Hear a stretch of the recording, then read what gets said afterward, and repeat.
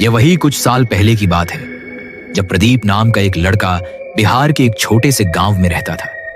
वह एक बहुत गरीब घराने से ताल्लुक रखता था, इतना गरीब कि वह अपनी पढ़ाई भी पूरी न कर सका। उसके घर में उसकी माँ थी जिसे फालिज हो गया था और एक बाप जो शराब की वजह से अक्सर बीमार रहता था।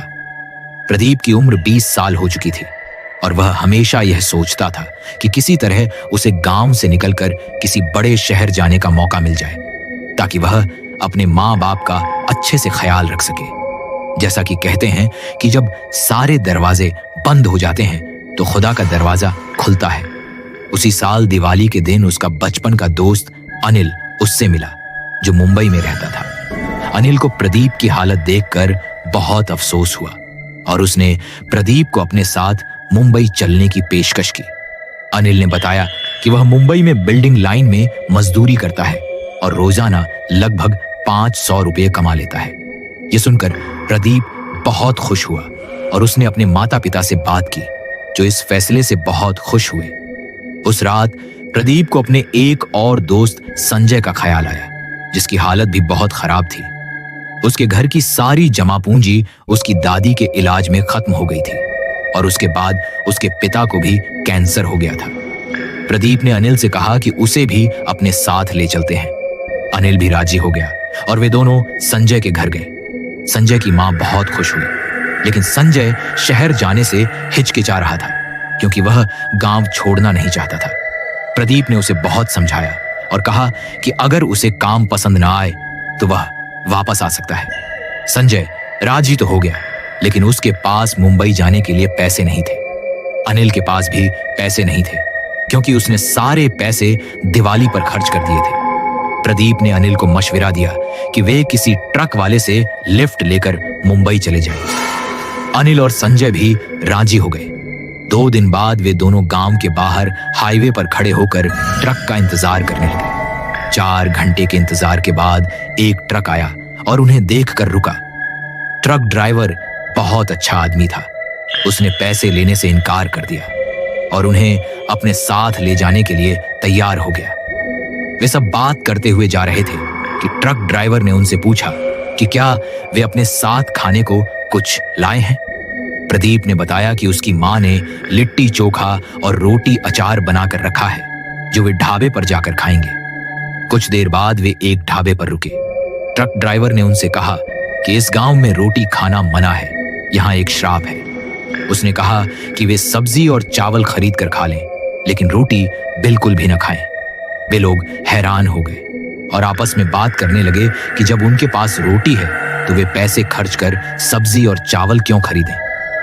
ट्रक ड्राइवर और उसका हेल्पर एक तरफ चले गए।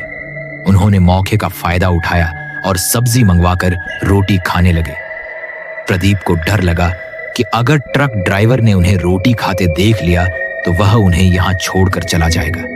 इसलिए उन्होंने आधी सब्जी खाकर बाकी सब्जी एक कागज की प्लेट में ली और रोटी के साथ किसी दूसरी जगह जाकर खाने का फैसला किया। वे रोड के किनारे चलने लगे और उन्हें एक चाय की दुकान नजर आई। वे सोचते हैं कि दुकान के अंदर जाकर खाना खा लेंगे। वहां उन्होंने एक बुजुर्ग को देखा जो कांपते हुए काम कर रहा था।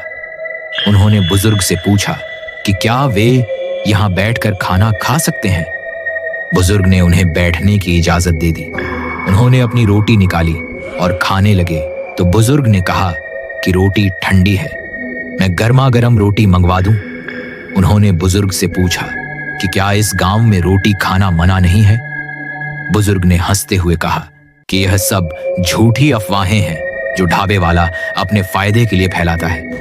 उन्होंने अपनी बहू को आवाज दी और एक औरत घूंघट डाले गरम रोटियां लेकर आई। उन लोगों ने जैसे ही रोटी खाई उसका जायका इतना कड़वा था कि वे उसे थूकने पर मजबूर हो गए। उन्होंने पलट कर देखा तो वहां बुजुर्ग और वह औरत दोनों ही नहीं थे। जब उन्होंने नीचे देखा तो वहां 2 अर्थियां पड़ी थीं, एक उसी बुजुर्ग की और दूसरी उसी औरत की। यह देखकर वे सब बहुत डर गए और वहां से भागे। वे भागते हुए ट्रक के पास पहुंचे और जब उन्होंने ड्राइवर की तरफ देखा तो वह वही बुजुर्ग था और हेल्पर की जगह वह औरत थी। वे सब ट्रक से उतरकर फिर से भागे। वह रात के करीब 2:30 थे और वे एक खेत में पहुंच गए। भागते भागते वे बहुत थक चुके थे और संजय प्रदीप को गालियां देने लगा। उसी दौरान प्रदीप ने एक औरत को खेत में काम करते देखा। उन्होंने उससे मदद मांगने का फैसला किया, लेकिन जब उसने उनकी तरफ देखा तो वह वही औरत थी। वे तीनों फिर से भागने लगे और एक गांव में पहुंचे। वहां उन्होंने देखा कि गांव के सारे लोग रात के 3 बजे एक मंदिर में पूजा कर रहे थे। उन्होंने गांव वालों से मदद मांगी और उन्हें सब कुछ बताया। गांव वालों ने बताया कि वे उस इलाके से परेशान हैं जहां 2 भूत भटकते हैं, एक बुजुर्ग का और एक उसकी बहू का।